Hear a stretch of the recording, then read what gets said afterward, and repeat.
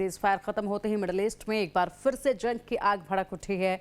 America ने Iran पर तीसरे दौर की एयर स्ट्राइक शुरू कर दी है। अमेरिका ने बहरीन बेस से ईरान पर कई मिसाइलें दागी हैं। वहीं ईरान के दक्षिणी हिस्से से लगातार धमाकों की खबरें भी सामने आ रही हैं। बंदर अब्बास, सिरिक, चाबहार, असलहुया, बंदर देर और जास्क जैसे कई शहरों में कई धमाके की जानकारी सामने आ रही है। ईरानी मीडिया के मुताबिक कुछ इलाकों में 10 से ज्यादा धमाकों की आवाजें सुनी गई हैं। अमेरिकी सेंट्रल कमांड के मुताबिक हॉर्मुज स्ट्रेट में साइप्रस के झंडे वाले एक मालवाहक जहाज पर हुए हमले के जवाब में यह सैन्य कार्रवाई की जा रही है। अमेरिका का कहना है कि हमले के बाद जहाज में आग लग गई, उसका इंजन खराब हो गया और चालक दल का एक सदस्य लापता है। वहीं मिडिल ईस्ट में तनाव अब सिर्फ सैन्य कार्रवाई तक सीमित नहीं रही है, बल्कि अब यह खुली धमकियों और बदले की चेतावनी तक पहुंच चुकी है। ईरान के सर्वोच्च नेता मुस्तफा खमेनी ने अपने पिता और पूर्व सर्वोच्च नेता अली खमेनी की हत्या का बदला लेने की कसम खाई है। उनका कहना है कि यह सिर्फ एक व्यक्ति का नहीं बल्कि पूरे देश का संकल्प है और इसे हर हाल में पूरा किया जाएगा। दूसरी तरफ अमेरिकी राष्ट्रपति डोनाल्ड ट्रंप ने भी बेहद सख्त चेतावनी दी है। ट्रंप ने कहा है कि अगर ईरान ने उनकी हत्या की कोशिश की तो ईरान को पूरी तरह तबाह कर दिया जाएगा। ट्रुथ सोशल पर ट्रंप ने लिखा कि ईरान की ओर से 1000 मिसाइलें तैयार हैं और जरूरत पड़ने पर हजारों और मिसाइलें दागी जाएंगी। यानी दोनों देशों के बीच बयानबाजी अब ऐसे मोड़ पर पहुंच चुकी है जहां हर शब्द नए टकराव का संकेत दे रहा है। इसी बीच दुनिया की सबसे अहम समुद्री लाइफलाइन पर भी अब टकराव खुलकर सामने आ रहा है। ईरान ने ऐलान कर दिया है कि हॉर्मुज स्ट्रेट अगले आदेश तक बंद रहेगा। ईरान के इस्लामिक रेवोल्यूशनरी गार्ड कॉर्प्स यानी कि IRGC ने चेतावनी दी है कि उसकी मंजूरी के बिना कोई भी जहाज इस रास्ते से गुजरने की कोशिश ना करे। ईरान का दावा है कि यह फैसला अमेरिकी दखल अंदाजी के विरोध में लिया गया है। IRGC का कहना है कि एक जहाज ने बिना अनुमति तय मार्ग से गुजरने की कोशिश की, जिसके बाद चेतावनी के तौर पर फायरिंग की गई। इसके बाद हालात और बिगड़ गए और अमेरिका ने ईरान के कई ठिकानों पर एयर स्ट्राइक शुरू कर दिया। अब देखिए, हालात यहाँ पर गंभीर होते जा रहे हैं, लेकिन डोनाल्ड ट्रंप जो कि 2-3 दिन पहले कह रहे थे कि वो किसी भी कीमत पर जो है अब बातचीत की टेबल पर नहीं आएंगे, बातचीत नहीं करेंगे, लेकिन उन्होंने कल ही ये बयान दिया कि वो बातचीत के लिए तैयार है, लेकिन यहां पर कोई भी सीज फायर नहीं होगा। हमले इसी तरीके से लगातार जारी हैं। अब चलिए इसी पर चर्चा के लिए हमारे साथ हमारे खास मेहमान जुड़ चुके हैं। हमारे साथ हैं defence expert retired major Anuj Mathur ji. Sir बहुत स्वागत है आपका। माफ कीजिएगा, retired major general Anuj Mathur ji. Sir बहुत स्वागत है आपका लाइफ टाइम्स पर। और साथ ही retired group captain UK Devraj ji हमारे साथ है और डॉक्टर अजिताभ जी हमारे साथ है। सर आप तीनों का ही बहुत स्वागत है लाइफ टाइम्स पर। माथुर सर आप ही का रुख करना चाहूंगी। हालात गंभीर हो रहे हैं, हमले जो है वो दोनों तरफ से लगातार जारी हैं जिस तरीके से हम देख पा रहे हैं, लेकिन इसी बीच जो उम्मीद हम लोग पूरी तरीके से छोड़ के बैठे कि बातचीत नहीं होगी, लेकिन बातचीत की तरफ से डोनाल्ड ट्रंप का जो बयान आया है वो थोड़ी सी तो राहत देता है कि चलिए बातचीत के दरवाजे अभी भी खुले हैं।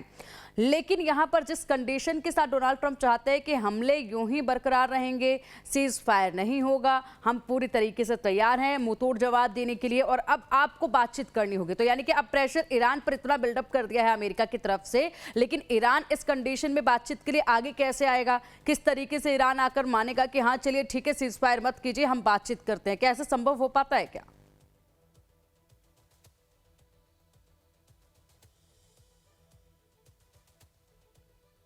जय हिंद पिंकी, हैप्पी मॉर्निंग। देखिए, एक बहुत बहुत इंपॉर्टेंट जो इशू है वो ये है कि जो स्ट्रेट ऑफ हॉर्मुज है उसके ऊपर कुछ ना कुछ मुझे लगता है कि लचीलापन दिखाने की आवश्यकता पड़ेगी। ईरान के लिए एक बहुत बेहतरीन मौका था और वो अभी भी मौका अमेरिका ने उनको कहा है कि भाई आप सीज फायर को अलग रखें, सीज फायर से अलग रखते हुए आप बातचीत शुरू करें अगर आपको बातचीत करनी है। हालांकि ये बड़ी अजीबोगरीब शर्त है कि भाई मैं फायर भी करता रहूंगा और आप बातचीत भी करते रहें। तो ये कहीं ना कहीं जो सिचुएशन बिल्डअप हो रही है वो बहुत थोड़ी थोड़ी सी भीषण होती चली जा रही है। ये बात हमने पहले भी कई दफा करी है कि अब जो है आने वाले समय में आप देखेंगे कि खास करके स्टेट ऑफ हॉर्मुज में बहुत ज्यादा चीजें कॉम्प्लिकेट होती जाएंगी। अब ये एक बात जो ईरान की IRGC की तरफ से कही गई है कि हमने चेतावनी के तौर पर फायर किया। चेतावनी के तौर पर आप क्रूज मिसाइल नहीं फायर करते। चेतावनी के तौर पर आपने एक क्रूज मिसाइल का फायर करा और एक साइप्रस के जहाज पर। मैं इस बात को पूरी तरह मानता हूं कि जो समुद्री आवागमन है, खास करके आप अंतरराष्ट्रीय मार्ग को भी नहीं मान रहे, जो ओमान के टेरिटोरियल वाटर्स हैं उसमें से जो जहाज गुजर रहे हैं उन पर हमला करने का मुझे कोई औचित्य नजर नहीं आता और कोई उनका हक नजर नहीं आता कि IRGC कैसे उनके ऊपर हमला कर रहा है। इसका मतलब यह है कि IRGC जो है किसी भी कीमत पर स्ट्रेट ऑफ हॉर्मुज से आवागमन यातायात को दोबारा स्थापित करने देने में इंटरेस्टेड नहीं है। उनका ये मन दिल है कि हमारे से पूछे बगैर हमारे रूट के अलावा कहीं और से कोई जहाज हरकत ना करे। ये मेरा मानना है कि हठ धर्मिता है। ये आईआरजीसी का हाई हेडेडनेस इसको कह सकते हैं हम, क्योंकि आईआरजीसी जो है, बार बार ये बात कहूंगा मैं कि आईआरजीसी हम्म। अभी खास करके पिछले 6-7 दिनों का जो अंतिम यात्रा खamenei की हुई थी, उसके बाद वो बहुत ज्यादा बदले की भावना से भरे हुए हैं। और वो ये हम्म। चाहते हैं कि किसी भी प्रकार से वो बदला लिया जाए अमेरिका से, इजराइल से। डायरेक्ट हमला वो कर नहीं सकते, उनकी केपेबिलिटी नहीं है। इसराइल के ऊपर भी डायरेक्ट हमला करने से वो थोड़ा सा हिचक रहे हैं, क्योंकि उनको मालूम है कि रिटेलिएशन बहुत जबरदस्त वहां से आने वाला है। अमेरिका ने फुल फ्लेजेड स्ट्राइक्स करनी शुरू कर दी हैं, और आप देखिएगा कि पहली जो 2 स्ट्राइक्स हुई थी, 80 स्ट्राइक और 90 स्ट्राइक, उससे कहीं ज्यादा इंटेंस स्ट्राइक ये मुझे होती हुई नजर आ रही है। तो हालात पिंकी वहां से हाथ से निकलते जा रहे हैं। बातचीत का दरवाजा खोल के रखा हुआ है, रखना पड़ेगा, क्योंकि अंत के तंत जब इसका परिणाम फाइनली निकलेगा, आज निकले, हफ्ते बाद निकले, सालों बाद निकले, दशकों बाद निकले, वो निकलेगा टेबल के ऊपर ही। तो ये मेरा बिल्कुल। मानना है कि आपको इस प्रकार के बिल्कुल। बातचीत करने की और आवश्यकता है। जो बात, बिल्कुल। एक एक लाइन और पिंकी, जो बात हम्म। ब्रजेश किरण ने शहबाज शरीफ से करी है। देखिए, शहबाज शरीफ का जो मुझे लगता है पाकिस्तान का चुनाव मीडिएटर के तौर पे पूरी तरह से गलत और गलत नाजायज है। था। एक वो बहुत हम्म। बड़ा कारण है कि वजह, जिसके अपने देश में 4 फ्रंट पे लड़ाई चल रही हो, जिसकी अपनी एक दूसरे देश से खुला जंग चल रहा हो, वो क्या मीडिएशन कराएगा? तो ये मुझे लगता है हम्म। जो शब्दबाज पाकिस्तान ने दिखाए थे, उसी की शिकायत वो कर रहे हैं कि भाई तुमने तो ये कहा था कि बिल्कुल वो नहीं माथुर करेगा, सर, और और मैं तुम भी अभी बार क्या बार यही कहती हूँ कि पाकिस्तान पहले खुद के हालात तो सुधारे, जो 4 हिस्सों में बंटने वाला है खुद को तो पकड़ के रखे पाकिस्तान पहले, लेकिन वो खुद को नहीं संभाल पा रहा है और दूसरों के यहाँ पर बिचौलिया बनने चला है। पाकिस्तान का चुनाव तो खैर गलत था, लेकिन डोनाल्ड ट्रंप के इसके पीछे भी बड़ी रणनीति है कि कहीं ना कहीं इन लोगों को भी थोड़ा सा दिखा देते कि चलिए पाकिस्तान के साथ हम लोग भी खड़े हैं। तो इस लहजे से हो सकता है कि पाकिस्तान को आगे किया गया हो। लेकिन अगर बात की जाए देवनाथ सर, जैसे कि माथुर सर भी कह रहे हैं कि देखिए बातचीत की टेबल पर तो आना पड़ेगा, आज नहीं तो 2 साल बाद बातचीत की टेबल पर तो आना पड़ेगा, और ये बात दोनों ही कंट्रीज को पता है कि एक ना एक दिन यहीं पर आना है। या तो धीमे हम लोग के साथ ये युद्ध यूं ही चलता रहेगा और असर जो है पूरे इकोनॉमी पर पड़ता रहेगा, और लगातार ये हमले इतने इसी तरीके से काफी लंबे वक्त तक जारी रहते हैं तो बड़ा नुकसान जो है वो सभी को उठाना पड़ेगा, भले ही वो फिर बेसिक अमेरिका हो या फिर ईरान हो या इजराइल हो या फिर रूस हो या फिर चाइना हो, सभी को ये नुकसान तो झेलना ही पड़ेगा। लेकिन सवाल ये है कि कब तक ये कोशिशें यूं ही एक दूसरे को कमजोर करने की चलती रहेंगी। कहीं तो एक मिड पॉइंट आएगा जहां पर दोनों थोड़े से सहमत नजर आएंगे। शायद ईरान को इस बार समझ आ जाए कि ईरान को वहां पर बात मान लेनी चाहिए थी, जिस तरीके से उसके सामने सब कुछ परोसा जा रहा था, शायद अब ईरान को समझ आ जाए। हाँ देखो जी, पिंकी जी, हो ये रहा है कि बातचीत तो फिर से शुरू होगी। आज ही बातचीत हो सकती है, मस्कट ओमान में बातचीत हो सकती है। जेडी वांस मस्कट ओमान जाने के लिए तैयार हैं। शायद स्टीव विटकॉफ और कुशनर भी मस्कट जाएंगे। तो ओमान जो है, आज से जो बातचीत अगर शुरू होती है उसमें मध्यस्थता कराने की कोशिश करेगा। क्या ईरान का डेलीगेशन वहां पहुंचेगा, इसके बारे में अभी तक सस्पेंस है। ईरान ने कहा है कि अगर अमेरिका स्ट्रेट ऑफ हार्मुज को बंद रखता है अपनी तरफ से, यानी ईरानी शिप्स के लिए अमेरिका ने स्ट्रेट ऑफ हार्मुज बंद किया हुआ है, और अमेरिका ने जो ईरान के 8 बंदरगाह हैं उन पर नाकेबंदी की हुई है पिछले मंगलवार से। तो ईरान कहता है कि बातचीत के लिए अगर माहौल पैदा करना है तो पहले अमेरिका की नेवी ईरान के बंदरगाहों की जो नाकेबंदी है उसको हटाए। तो जाहिर बात है मामला तो बातचीत से सुधरेगा। अमेरिका को ईरान की एक बहुत छोटी सी चीज माननी पड़ेगी, वो ईरान मनवाएगा। क्योंकि छोटी सी बात यह है कि स्टेट ऑफ हार्मुज का जो एडमिनिस्ट्रेटिव कंट्रोल है वो ईरान के पास छोड़ देना पड़ेगा अमेरिका को, और ईरान इसको मनवा के रहेगा। क्योंकि अब ईरान के पास और कोई चारा नहीं है।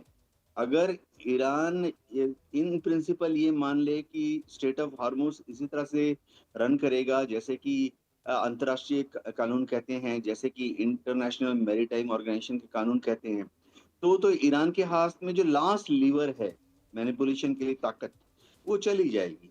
ईरान की आर्मी, नेवी, एयरफोर्स खत्म हो गई, मिसाइलें और ड्रोन भी खत्म हो गए, कल परसों खत्म हो जाएंगे। तो उसके बाद तो ईरान को मालूम है कि वो एक तरह से अमेरिका के गुलाम बन जाएंगे।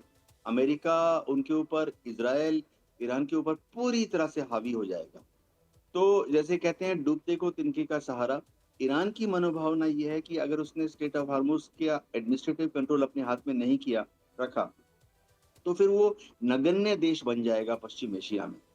तो हम्म। ईरान कभी भी स्ट्रेट ऑफ हार्मुज का कंट्रोल नहीं छोड़ेगा, चाहे वो लीगल हो, इलीगल हो, गुड हो या बैड हो।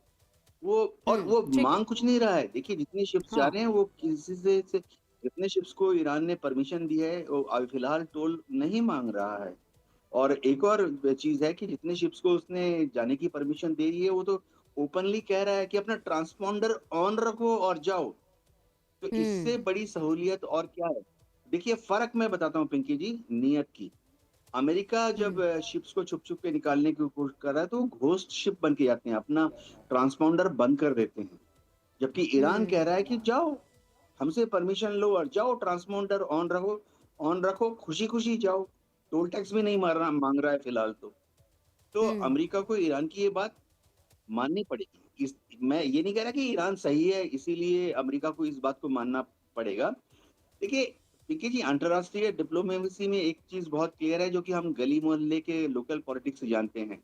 कई बार ऐसा होता है कि शहर की एडमिनिस्ट्रेशन को मोहल्ले का जो दादा है ना, गली का हम्म। गुंडा, वो डोमिनेट कर लेता हम्म। है। एसएचओ को भी अपनी जेब में रख लेता है। तो हाँ, ऐसा ही बिल्कुल। कुछ वहां हो रहा है। अमेरिका भले ही आईएमओ का रूल्स बताते रहे, लेकिन वहां जो गली का गुंडा है, मैं जानबूझ के इस शब्द को इस्तेमाल कर रहा हूँ क्योंकि आईआरजीसी दादागिरी कर रही है, वो तो ईरान है। तो इस तरह का एक कॉम्प्रोमाइज करना, नॉर्थ कोरिया किम जोंग इन के साथ अमेरिका ने कितने हजारों सैकड़ों कंसेशन दिए हैं। तो इस तरह के कंसेशन देने पड़ते हैं। चीन को क्या अमेरिका ने कंसेशन नहीं दिए? हम राइट ऑफ पैसेज की बात करते हैं, चीन की नेवी तो अक्सर हम्म। साउथ चाइना सी में दूसरे देशों के, खासतौर से फिलीपींस और वियतनाम के शिप्स को right of passage, freedom of ठीक है। नेविगेशन, चीन ने सब देवनाथ इन सर, नियमों आप को कह रहे ठंडे हैं बस्ते कि में डाला हुआ है। ईरान ठीक नहीं है, लेकिन अमेरिका को हॉर्मोन्स पर जो है ईरान की बात कहीं ना कहीं माननी पड़ेगी। लेकिन यहाँ पर अगर अमेरिका को इस वक्त देखें, कंडीशन जो है डोनाल्ड ट्रंप के अगर देखें, तो उसको अपनी जनता को भी देखना है, अपनी पार्टीज को भी देखना है, आने वाले चुनाव को भी देखना है। इसलिए वो कभी सख्त कभी नर्म में नजर आ रहे हैं। लेकिन क्या उस सिचुएशन में अजिताब सर, जब चुनाव नजदीक आएंगे, क्या उस वक्त थोड़ा सा यहाँ पर वो सहमत होते नजर आएंगे या फिर बात मानते नजर आएंगे, झुकते नजर आएंगे? और क्या आपको वाकई में लगता है कि जो कंडीशन इस वक्त डोनाल्ड ट्रंप रख रहे हैं, उनके तहत वो ईरान को झुका पाएंगे और बातचीत के टेबल पर लेकर आ पाएंगे? क्योंकि ईरान तो पहले भी झुकने को तैयार नहीं था और अब तो वो अपने जन सैलाब के जरिए ताकत दिखा चुका है। तो ये जैसे जन सैलाब के जरिए ताकत दिखाई है, वैसे ही अमेरिका ने भी ये सोचा है कि हाँ देखिए, अब यहाँ पर ईरान बिल्कुल मानेगा नहीं और वो अपनी दादागिरी करेगा, तो मुझे हमले एक के बाद एक करके ईरान को झुकाना है। लेकिन ईरान को भी ये चीज साफ तौर पर समझ आ रही है, तो क्या असर होगा? जी, मुझे लगता है ये हॉर्मुज को नजर लग गई है और सारी कवायद और हवन करवाना चाहिए अटेंशन वहां पे अब अफसर। हॉर्मुज पे। जी। तो अब सारी कवायद हॉर्मुज को लेके ही है। मुझे लगता है अमेरिका के राष्ट्रपति ने सारे हथकंडे, आप देख लीजिए, उन्होंने एक पॉलिटिकल जो प्रेशर होता है, 3 तरह के प्रेशर उन्होंने ऑलरेडी बहुत जबरदस्त उन्होंने यूज किए हैं। पॉलिटिकल प्रेशर बहुत किया, उससे वहां की पूरी जो पॉलिटिकल लीडरशिप है उसको एक झटके में खत्म कर दिया। सैन्य शक्ति का पूरा प्रहार किया, यूज किया और उससे ऑलमोस्ट ईरान के सैन्य क्षमता को एक तरह से कह लीजिए कि उन्होंने नेस्तनाबूद कर दिया। तीसरी तरफ उसकी आर्थिक नाकाबंदी करके भी जो सैंक्शंस लगाए, और आज से नहीं, पिछले 47 साल से, इससे ईरान नहीं झुका है। कहने का मतलब कि राजनीतिक, सैन्य और आर्थिक दबावों के बावजूद ईरान नहीं झुक रहा है। मुझे लगता है कि अब अमेरिका, राष्ट्रपति ट्रंप अपनी नीति में, अपनी स्ट्रेटजी में कुछ चेंज करना चाहेंगे, क्योंकि इससे बात नहीं बन रही है। और देखिए, इस वीक में ये तीसरी बार लगातार हमले हुए हैं। तो ईरान तो ऑब्वियसली नहीं चाहेगा, क्योंकि वो जानता है कि हॉर्मुज ही उसका एकमात्र बड़ा हथियार है। और इसलिए बार बार वो कोशिश कर रहा है कि हॉर्मुज को हम नहीं छोड़ें। मुझे लगता है नेटो की समिट में जरूर इस तरह की बातें हुई होंगी कि एक प्रेशर, सैन्य प्रेशर तो बना के रखा जाए, साथ में एक जो रीजनल पॉलिशन की बात है, क्षेत्रीय देशों को खास करके, क्योंकि देखिए उनकी मीटिंग हुई है खाड़ी के देशों के साथ, और इवन तुर्की जो ईरान का समर्थक है, तो इनको साथ लेके कहीं कोशिश होगी कि एक रीजनल छत्र बनाया जाए और उससे ईरान को समझाने की कोशिश की जाए, उस पर दबाव बनाया जाए। और तीसरी तरफ वो ये भी चाह रहे हैं कि एक इंटरनेशनल कॉलिशन हो जिसमें नेटो के सारे देश इकट्ठे हों, क्योंकि वो बार बार युद्ध के पहले से कह रहे हैं कि भाई नेटो का सपोर्ट नहीं मिल रहा है। अभी भी उन्होंने कहा है। मुझे लगता है इस नेटो समिट में ये सारी कवायद की होंगी और स्ट्रेटजी चेंज करके ही अब वो कुछ हासिल कर सकते हैं। अदरवाइज अभी जो स्थिति है उसमें तो हासिल होने से रहा। और खबरें ये आ रही है कि ओमान में, जो अभी ओमान में गए हुए हैं एक तरह से ईरान के विदेश मंत्री, दोनों की बातचीत हुई है और उसमें ओमान ने 2 रास्ते सजेस्ट किए हैं। एक वो ईरान का रास्ता कह रहा है कि वो मानने के लिए तैयार है, और दूसरा ओमान के तरफ से भी एक रास्ता हो और जिसको जिधर से जाना हो ये इस तरह की अनुमति होनी चाहिए। ये बातचीत अभी ईरान और ओमान के बीच चल रही है, क्योंकि अमेरिका अभी 3 रास्तों पे काम कर रहा है। एक तो जो ईरान का रास्ता है वो पर्सियन गल्फ स्टेट अथॉरिटी, वो तो कह रहा है कि ये मेरा अप्रूव्ड रास्ता है, इसी से जाओ।